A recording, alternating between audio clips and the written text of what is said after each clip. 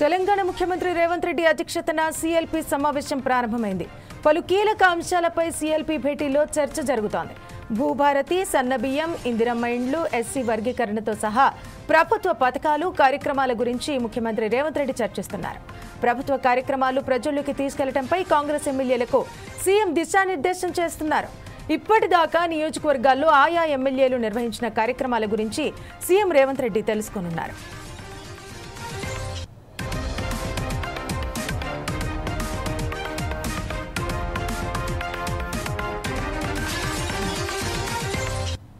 దీనికి సంబంధించి మరింత సమాచారం మా ఇన్పుట్ ఎడిటర్ శ్రీనివాస్ అందిస్తారు. శ్రీనివాస్ చెప్పండి. అంటే ముఖ్యమంత్రి రేవంత్ రెడ్డి గారు నిన్న సమావేశం నిర్వహించారు, అదేవిధంగా ఇప్పుడు కూడా సమావేశం నిర్వహిస్తున్నారు. ప్రభుత్వ పథకాల గురించి కూడా అంటే ఎమ్మెల్యేలకు దిశానిర్దేశం చేయడం జరుగుతోంది. సో దీనికి సంబంధించి మరింత సమాచారం తెలియజేయండి మాకు. రైట్ శ్రవంతి, కొద్దిసేపటి క్రితమే శంషాబాద్ నోవాటల్ వేదికగా కాంగ్రెస్ పార్టీ సీఎల్పీ సమావేశం ప్రారంభమైంది. ముఖ్యమంత్రి రేవంత్ రెడ్డి దీనికి అధ్యక్షత వహిస్తున్నారు. అదేవిధంగా మంత్రులు, ఎమ్మెల్యేలు, ఎమ్మెల్సీలు కూడా హాజరు కావడం జరిగింది. పార్టీకి సంబంధించిన ముఖ్య నేతలు కూడా హాజరు కావడం జరిగింది. ప్రధానంగా ఏదైతే ఈ సీఎల్పీ సమావేశంలో రాష్ట్ర ప్రభుత్వం ఇటీవల చేపట్టిన కొన్ని కార్యక్రమాల గురించి ఇందులో ప్రధానంగా చర్చించబోతున్నారు. అందులో చూసుకుంటే కనుక మనకి ప్రధానంగా సన్నబియ్యం పంపిణీ, ఇటీవల కాలంలోనే సన్నబియ్యం పంపిణీ పథకాన్ని కూడా ముఖ్యమంత్రి ప్రారంభించడం జరిగింది. దాని గురించి ఈ సమావేశంలో చర్చించబోతున్నారు. అదేవిధంగా రాజీవ్ యువ వికాసం అంటే యువకులకు సంబంధించి వాళ్ళకి ఏ విధంగా అభివృద్ధితో పాటుగా ఉపాధి అవకాశాలు ఏ విధంగా ఉంటాయన్న అంశాల మీద కూడా ఈ యువ వికాసం మీద కూడా చర్చ జరగబోతుంది. అదేవిధంగా భూభారతి ఏదైతే నిన్న చూసామో ధరణి పోర్టల్ను అక్కడ రద్దు చేయడం జరిగింది. దాని స్థానంలోనే భూభారతి అని చెప్పి కొత్త పోర్టల్ తీసుకురావడం జరిగింది. ఏదేమో రాష్ట్రంలో ఉన్న ప్రభుత్వ భూములు, అదేవిధంగా ప్రజలకు సంబంధించిన భూముల వివరాలన్నీ కూడా తాజాగా ఇందులో నమోదు కాబోతున్నాయి. అదేవిధంగా ఏదైతే ధరణిలో ఏవైతే లోపాలు, అదేవిధంగా లొసుగులు ఉన్నాయో వాటినన్నింటినీ కూడా సరిదిద్ది ఈ భూభారతి పోర్టల్ను కొత్తగా రూపొందించడం జరిగింది. పైలట్ ప్రాజెక్టు కింద 3 మండలాల్లో చేపట్టడం జరిగింది. జూన్ 2 నాటికి అంటే వచ్చే నెల జూన్ 2 నాటికి అంటే రాబోయే జూన్ 2 నాటికి పూర్తిగా ఈ భూభారతి చట్టం రాష్ట్ర వ్యాప్తంగా ఈ పోర్టల్ పనిచేయబోతుంది. ఇక మరోవైపు చూసుకుంటే కనుక రాష్ట్ర ప్రభుత్వం చాలా కార్యక్రమాలు చేపట్టింది. అందులో ప్రధానంగా చూసుకుంటే కనుక ఇందిరమ్మ ఇళ్ళ కార్యక్రమాన్ని కూడా రాష్ట్ర ప్రభుత్వం చేపట్టింది. డబుల్ బెడ్రూమ్స్ గతంలో ఉండేవి, డబుల్ బెడ్రూమ్ స్థానంలోనే ఇందిరమ్మ ఇళ్ళ పేరుతోనే ఇప్పుడు కాంగ్రెస్ ప్రభుత్వం ఇది చేపట్టడం జరిగింది. అదేవిధంగా మనం చూసుకుంటే కనుక ఎస్సీ క్యాటరైజేషన్ అంటే నిన్న ఎస్సీ వర్గీకరణ జరిగింది. అసెంబ్లీ నిన్న కేబినెట్ సమావేశంలో దీనికి సంబంధించి కూడా జీవన్ విడుదల చేయడం జరిగింది. సో దీని మీద కూడా చర్చ జరగబోతుంది. ఇవి ప్రధానంగా ఈ అంశాలు ఏదైతే రాష్ట్ర ప్రభుత్వం ఇటు చేపట్టిన అంశాలు ఏవైతున్నాయో భూభారతి కావచ్చు, రాజీవ్ యువ వికాసం కావచ్చు, అదేవిధంగా సన్న బియ్యం పంపిణీ కావచ్చు, ఇక భూభారతికి సంబంధించి కావచ్చు, ఎస్సీ వర్గీకరణకు సంబంధించి కావచ్చు, ఈ విషయాలన్నిటి మీద కూడా ఏదైతే రాష్ట్ర ప్రభుత్వం తీసుకున్న నిర్ణయాలను అవి ఏ విధంగా ప్రజలకు ఉపయోగపడతాయన్న అంశాలన్నిటి మీద కూడా ముఖ్యమంత్రి ఈ ఎమ్మెల్యేలకు, ఎమ్మెల్సీలకు డైరెక్షన్ ఇవ్వబోతున్నారు.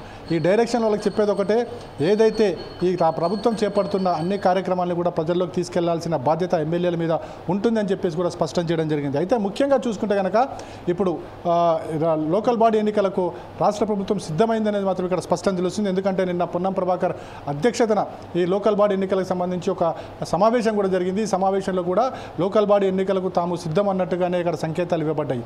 సో సార్, ఈ లోకల్ బాడీ ఎన్నికల్లో ప్రధానంగా ముందుగా పంచాయతీ ఎన్నికలు జరుగుతాయి కాబట్టి పంచాయతీ ఎన్నికలకు సంబంధించి ఏదైతే రాష్ట్ర ప్రభుత్వం చేపట్టిన అభివృద్ధి పథకాలన్నింటినీ కూడా ప్రజల్లోకి తీసుకెళ్లాల్సిన బాధ్యత ఎమ్మెల్యేలు, ఎమ్మెల్సీల మీద ఉంది. అదేవిధంగా కాంగ్రెస్ పార్టీకి సంబంధించిన నేతల మీద కూడా డిపెండ్ అయింది. కాబట్టి ఈ వచ్చే పంచాయతీ ఎన్నికల లోకల్ బాడీ ఎన్నికల నాటికి మొత్తం సమాయత్తం అయిపోవాలి.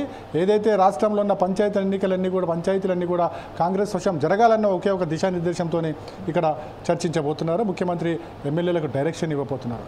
ఇక ప్రధానంగా రాజకీయానికి సంబంధించి పార్టీలు ఇటీవల తలెత్తిన సమస్యలు మనం చూసుకోవచ్చు. ముఖ్యంగా ఏదైతే మంత్రివర్గ విస్తరణ ఉంటుంది అని చెప్పేసి ఉగాది వరకు ఉంటుందని చెప్పి పదే చెప్పినప్పటికీ కూడా అది తాత్సారం జరుగుతూనే ఉంది. ఇప్పటికీ ఉగాది జరిగి 10 రోజులు అయినప్పటికీ కూడా ఇంతవరకు మంత్రివర్గ విస్తరణ కాదు కదా. దానికి సంబంధించి ఎక్కడ సూచనలు కూడా అటు కేంద్ర అంటే ఏఐసీసీ నుంచి కావచ్చు, లేకుంటే రాష్ట్ర పార్టీ నుంచి కావచ్చు, ఎక్కడ ఆ సూచనలు కూడా కనిపించట్లేదు.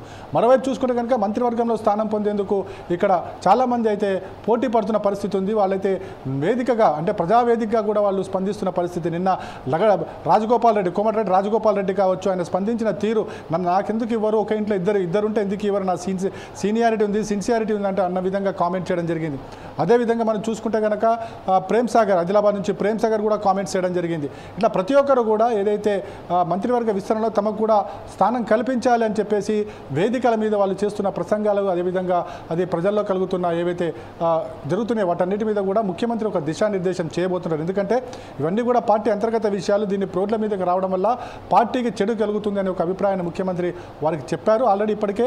సో ఏవైతే భవిష్యత్తులో ఇలాంటి జరగకుండా ఉండేందుకు ఏ విధమైన చర్యలు తీసుకోవాలన్న దాని మీద కూడా చర్చించబోతున్నారు. ఇక ప్రధానంగా చూసుకుంటే కనుక ఏదైతే గచ్చిబౌలి భూములకు సంబంధించి ఏదైతే రాష్ట్ర ప్రభుత్వం చేపడుతున్న ప్రాజెక్టులు ఏవైతే ఉన్నాయో వాటికి సంబంధించి కూడా కాంగ్రెస్ పార్టీ నుంచి స్పందన అంతగా కనిపించలేదనేది ముఖ్యమంత్రి భావనలాగా మనకు కనిపిస్తుంది. ఎందుకంటే ఈ గచ్చిబౌలి కేసుకు సంబంధించి రాష్ట్ర ప్రభుత్వం అది ప్రభుత్వ భూమి అని చెప్పేసి స్పష్టం చేయడం జరిగింది. అయినప్పటికీ కూడా కాంగ్రెస్ పార్టీ నుంచి తగిన స్పందన రాలేదు. దీంతో అటు ప్రతిపక్ష పార్టీలు బీజేపీ కావచ్చు, బీఆర్ఎస్ పార్టీలు కావచ్చు ప్రభుత్వం మీద దుమ్మెత్తిపోవడం, ప్రభుత్వాన్ని ముఖ్యమంత్రి రేవంత్ రెడ్డిని ఎండగట్టడం లాంటివి జరిగాయి. సో వీటి విషయంలో మాత్రం కాంగ్రెస్ పార్టీ సైలెంట్గా, అంటే కొద్దిమంది నేతలు స్పందించారు తప్ప పెద్దగా కాంగ్రెస్ పార్టీ స్పందించలేదు. సో దీని మీద కూడా ముఖ్యమంత్రి వాళ్ళకి ఒక దిశానిర్దేశం చేయబోతున్నారు. అదేవిధంగా పార్టీ వ్యవహార ఇన్ఛార్జ్ నటరాజన్ కూడా, మీనాక్షి నటరాజన్ కూడా అక్కడ వాళ్ళకి ఒక దిశానిర్దేశం చేయబోతున్నారు. మొత్తానికి చూసుకుంటే కనుక నోవాటెల్ వేదికగా ఏదైతే ఈ సిఎల్పి సమావేశం ఈరోజు సాయంత్రం వరకు జరగబోతుంది. ఈ సాయంత్రం వరకు జరిగిన తర్వాత నెక్స్ట్ కార్యక్రమం ఏముండబోతుంది, అదేవిధంగా మీనాక్షి నటరాజన్ ఎమ్మెల్యేలతో కూడా భేటీ కాబోతున్నారు. అదేవిధంగా ఆయా పార్లమెంటు సభ్యులతో కూడా భేటీ కాబోతున్నారు. సో ఇవన్నీ కూడా తీసుకుని నెక్స్ట్ వచ్చే లోకల్ బాడీ ఎన్నికల నాటి కాంగ్రెస్ పార్టీని సిద్ధం చేయాలి.